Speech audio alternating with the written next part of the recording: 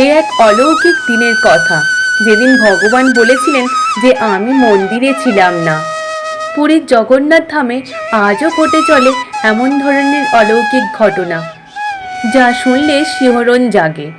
প্রতিদিন ভগবান জগন্নাথ দেবকে যখন ভোগ অর্পণ করা হয়, তখন নির্দিষ্ট নিয়ম মেনে সামনে জল অর্পণ করা হয়।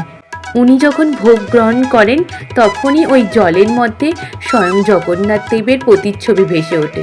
এমনই একদিন, ওই দিন ভোগ দেওয়ার পরেও জগন্নাথ দেবের প্রতিচ্ছবি ভেসে ওঠে না। ওই দেখে সমস্ত পুরোহিতরা তখন চিন্তায় মগ্ন হয়ে যায়। এমনকি ওরা গিয়ে রাজামশাইকে জানায়।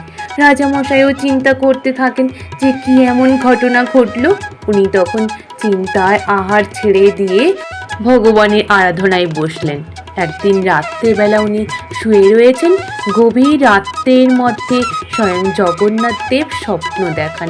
বলেন, আরে শোন, ওই দিন আমি গেছিলাম আমার এক খুব গরিব প্রিয় ভক্তের বাড়িতে, যার হাতেই আমি ভোজন গ্রহণ করে খুব তৃপ্তি লাভ পেয়েছি।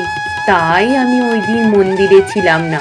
আবার আমি কালকে ফিরে আসব, আর সকাল হতে আমার জন্য ভোজন নিয়ে আসবি।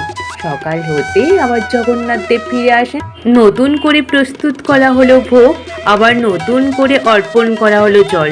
তারপর আবার জগন্নাথ দেবের প্রতিচ্ছবি ভেসে উঠল।